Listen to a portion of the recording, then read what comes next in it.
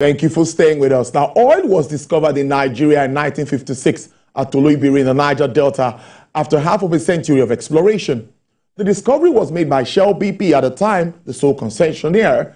Nigeria joined the ranks of oil producers in 1958 when its first oil field came on stream, producing 5,100 barrels per day. After 1960, exploration rights in onshore and offshore areas adjoining the Niger Delta were extended to other foreign companies. In 1965, the EA field was discovered by Shell in shallow waters southeast of Warri. As of the year 2000, oil and gas exports accounted for more than 98% of export earnings, about 93%, 98% of export earnings, 83% of federal government revenues, as well as generating more than 14% of its GDP. It also provides 95% of foreign exchange earnings and about 65% of government's budgetary revenues. Nigeria's proven oil reserve are estimated by United States Energy Information Agency between 16 to 22 billion barrels. Other sources could be as much as 35.3 billion barrels. Professor Omowunmi Iledare is a professor emeritus in petroleum economics, Emmanuel Boga Foundation in Abuja. Thank you so much for joining us, Prof. Good afternoon. Happy Independence to you. Good afternoon, please. It's a pleasure to be here. Kindly increase your volume so I can hear you well. All right. Then, from the days of exploration from the Oloibiri well, do you think Nigeria has done well to manage the oil boom, which many say made government ignore other sources of revenue? Again, I appreciate your invitation. And I think to a large extent, if you divide Nigeria into several phases, 70 to 80, Nigeria did excellently well using our revenue to do the right thing. They spent a lot of money on infrastructure. They expanded education and spent a lot of money training people and building capacity. Yes, price quadrupled in 1973, and I can say, because I was a young man then, in my early years, Nigeria did what normally you should do with oil money. 1980 to 1990 probably is where we started having the problem that we have today, and we have not been able to go back to use the oil money the way we were supposed to use it as we did in the 70s. The 80s, because of the collapse of oil in 1986, the structural adjustment, we have never been able to adjust very well since the 1980s, especially from 1986 up to where we find ourselves. I hope you can hear me better now. Yes, I can hear you. All right. Now, before now, we had grappled with obsolete laws in the industry that has not helped attract needed investment. And how would you react to that and where we are at the moment? PIA is being implemented. Yeah, again, then we can look at what happened in the 2000s in the oil and gas sector in Nigeria.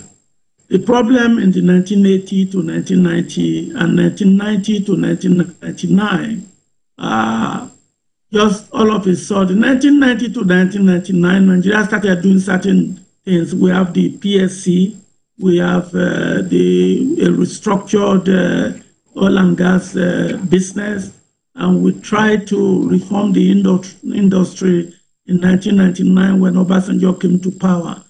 In 2000, we actually had what we call the Oil and Gas Implementation Committee, and they did a fantastic job. Unfortunately, nobody owned it. From 1999 to 2007, all we were doing was telling the world that we are going to reform the industry, and we did not. Well, Yar'Adua came in 2007 and sent in a bill called the PIB 2008. It was owned. An attempt to do the right thing was on the right way. Unfortunately, what I call the cabal, if I can use the word, hijacked the PIB of 2008, and they put out what they call the 2009 Interagency Team Memorandum. As good as it was, but then things went banana, and then we were not able to reform it. Meanwhile, the industry investors are still waiting for this reform. So in 2000, the OGIC came into being, like I said earlier. 2008 bill came and died in that Congress. And then we from 2000 to 2020, we went through up and down, we have PIB 2012, we have PIB 2018, and we have PIB 2020, which finally became law. To me, I thought that was the dawn of a new era. I actually wrote extensive pieces. My students did a lot of dissertations on that PIB before it became law. And then things just went haywire again, with not having what I call a flag bearer, a torch bearer, a transformational leader in the oil and gas sector. And so we ended up, after 20 years of attempting to reform, we went back to square one. But let me not say we did not do well, because one of the best things that happened to Nigeria over the years since 1960 was the Local Content Act. I think we call it Nigerian Content Act of 2010. That was one of the best things that happened to Nigeria. Another nice thing that happened to Nigeria was in 1989, thereabout, when we have the liquefied natural gas in Bonny. One must not at least make sense out of those marginal benefits of the oil and gas industry. The Content Act was a very good thing that happened to Nigeria, and the Nigerian liquefied natural gas in Bonny was another nice thing over these 64 years. However, the PIA implementation has not added the type of value that it's supposed to have added because of what I call implementation ineffectiveness, implementation inequity, implementation inefficiency, and unethical behavior in the implementation of the PIA. I still believe that the PIA is the dawn, but we need to find a way to have proper manpower deployment to execute it according to the intent of the law. And I'm sure if we're able to do that, things will turn in the right direction for the oil and gas industry, even as the global oil and gas or the global energy evolves. It's not a transition, but an evolution. And I still believe petroleum will be part of that evolution for sustainable development and global economic sustainability. Something interests me here, and professionals like you have told us that we even have more of gas than crude oil. And we see that government is trying to also take advantage of that. We see executive orders, for that industry that's focusing on gas, trying to make it more attractive for investors and all of that. Are we taking advantage of this God-given resource as much as we should? Yeah, yes, again, I will start with a positive commendation of what Yar'Adua actually intended in 2008, 2009, before it passed on, which is domestication of the use of natural gas. I'm hoping that what the government is doing is not necessarily looking at gas to replace revenue generation that oil gives. I think that's going to be a misplaced priority. And PIA actually did something that will spur up activities to domestic use of natural gas, which really, the PIA gave 2.5% royalty, royalty for domestic production, for gas production for domestic use. And if it is gas production for export, it is for the royalties about 5%. I think that was noble, in a way to turn gas as a domestic source of energy for sustainable economic development. Listen, oil production, gas production, any raw material production for revenue generation or hard currency generation will delimit the potential that Nigeria has to be among the top 30 economies in the world. Energy production does not develop an economy. Energy consumption does. In fact, what producing raw material for revenue generation in hard currency is corruption expansion. You could see it from 1986, when we move away from producing oil and using oil money for infrastructure development, corruption just expanded till today. Now, concerning the executive order for natural gas expansion for domestic use, if I'm advising the president, executive order or executive orders go with the president after he leaves office. I would rather have law or regulations that go beyond a sitting president. As good as it is not optimal. Laws are better than executive orders. And that's one of the things I have against the executive order for NAG, because it is similar to what we have from PIA fiscals that targeted deep offshore Nigeria and did not pay much attention with those fiscals for onshore and shallow water. We shouted. And then what happened? Once you don't balance your fiscal rule of general application, there's going to be what I call disorderliness in the application of those laws. And that's what's going on. And I'm hoping that the president is listening and perhaps will think twice so as not to repeat the mistake of Warri, who held on to the Minister of Petroleum for 8 years. And the consequences is what we have today. Every indicator of the oil and gas business is going in the opposite direction, except cost of extraction. The president and his team is still commended with their focus on natural gas. But I want them to go back and look at the petroleum, the gas policy document that was gazetted and rebrand it and rekindle it. But the only way to do it is to take the policy institution of the PIA from the presidency. Prof, we can't wrap up this conversation, we still have some time though, without talking about refining and deregulation. Prof, your views on these two important aspects in the oil and gas industry for me is very important. As that today we find ourselves buying petrol for between 900 to, in some cases, above 1,000 naira. Two questions in one. Is subsidy gone? Are we done with the shortfalls? And also, what is your take with regards to the local refining issue and pricing? It's a 2-in-1, or if not 3-in-1. Again, that's another positive thing to celebrate in Nigeria, that Dangote refinery became operational in September. The multiplier effect to the economy would be tremendous, would be high, would be significant. And the sector contribution to GDP because of that refinery will be more than 12% by the end of second quarter next year, if Dangote refinery is operational. It should be commended. Yes, there is the possibility of what I call an anti-competitiveness of the downstream sector. But that's the essence of a regulator.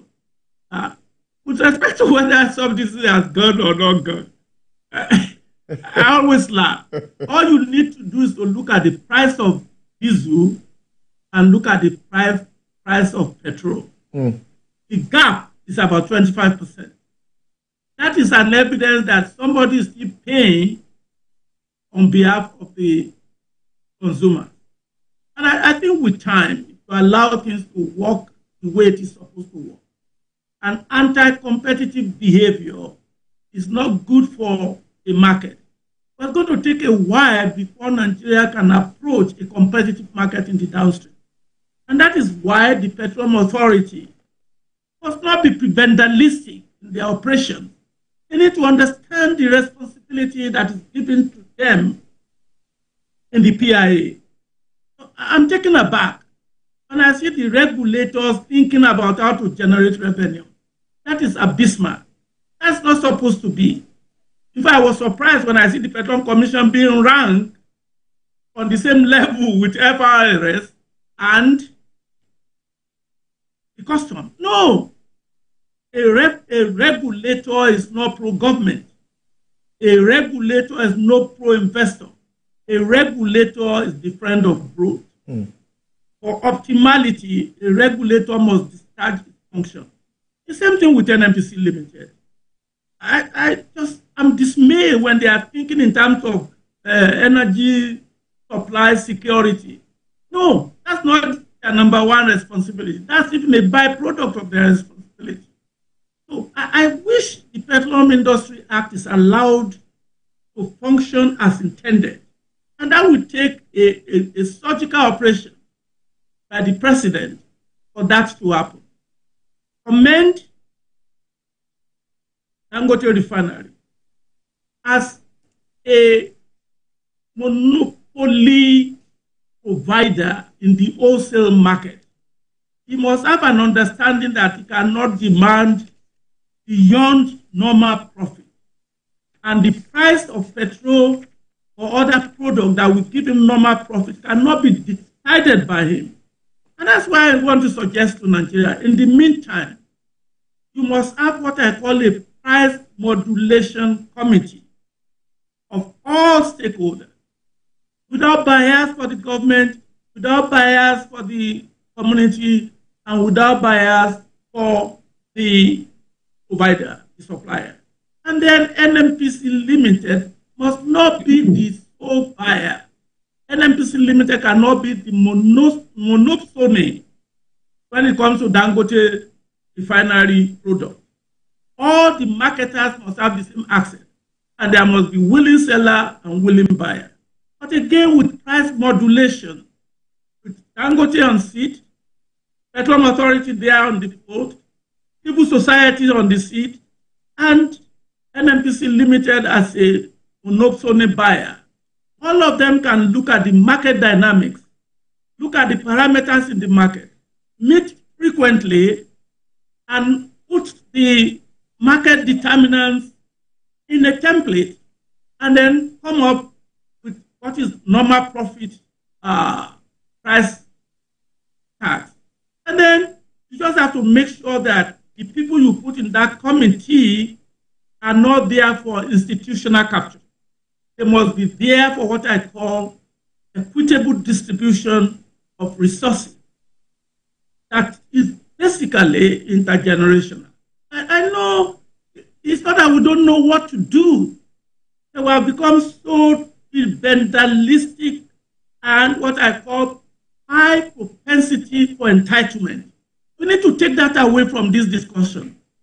We have no other places to go. We have a very limited number of people that can just decide to leave Nigeria at will. All of us are stuck here. And so we must do things that will protect current generation and future generation. And that is the role of the government. The government is not just there to make money. People cannot even go to their villages for holidays. Everybody wants to go abroad for holidays. That was not the case in the 70s, not the case in the 80s. But from 1980s, corruption eroded Nigeria's way of thinking that anything that is not abroad is not good. Some of us opted not to go abroad for our degree undergraduate, and we succeeded. So please, government needs to rethink of the way they look at us today. Must believe in the Nigerian project. And the oil and gas industry is the engine, as of now, that will take us back to where we were in 1970 to 80, when we used oil money appropriately. Right now, oil money is fueling corruption in our land and is limiting our potential to be a great nation that we were in the 70s. In the 70s, my green passport was good for everywhere. I was even spending naira abroad in the 70s. Corruption is a cancer. In fact, a worse cancer than inflation. That's an opinion. I hope it resonates. Prof, finally, before I let you go, because I know you have to attend to other meetings, what's your outlook for the industry? Yes, that's a big, it's large. Let's look at crude production has improved following directives of President Bola Tinubu. I hear we're doing 1.7 million. We can obviously do better. But what do you make of that? And moving on, Dangote refinery coming on stream. What is your outlook for Nigeria's oil and gas industry with all these efforts being made? You know, honestly, I still say the PIA 2021 brings a dawn of new era, and it is beginning to work. But if President Tinubu is really genuine in what he's thinking, he needs to go back to PIA 2021. You cannot have a regulatory institution without a board of directors. The Petroleum Industry Act stipulates that the Petroleum Authority must have a board of directors. Is there one? The Petroleum Industry Act stipulates the Petroleum Commission must have a board of directors. Is there one? Don't let us window dress. If the PIA is to be effective, every aspect of the act must be obeyed. You cannot deliberately disobey an act and we think the investors are not looking. They are.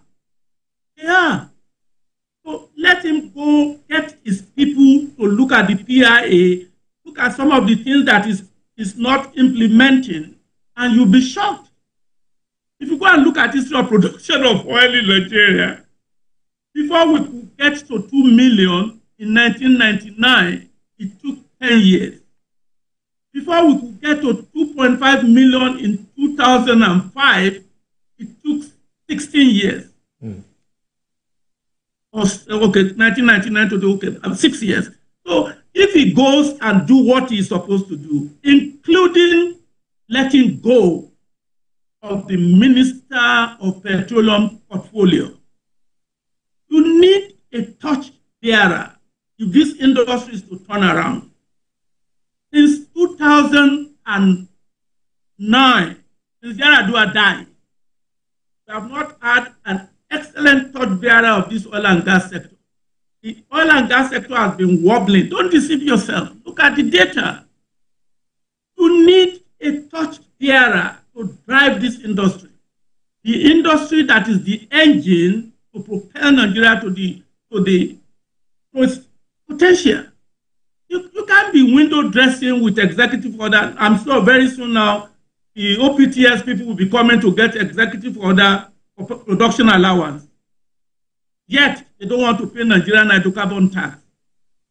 And production allowance is tied to Nigerian hydrocarbon tax. The president must be careful, get somebody to advise properly on what the PIA demands if you want to turn this industry around. Listen, the outlook is bright. That was the intent of the PIA. The implementation is what is creating the problem, not the law itself. It's a good way to leave it. Professor Emeritus Petroleum Economics, Emmanuel Egboha Foundation in Abuja, Professor Omowunmi Iledare. Thank you so much for spending your Independence afternoon with us. We appreciate this. Do enjoy the rest of your day. I hope to see you on the show again soon. Anytime. Thank you for the invitation. Remember, these are my personal opinions, not an opinion of the institutions that I belong to. Yeah, I know, right. Thank you so much, Prof.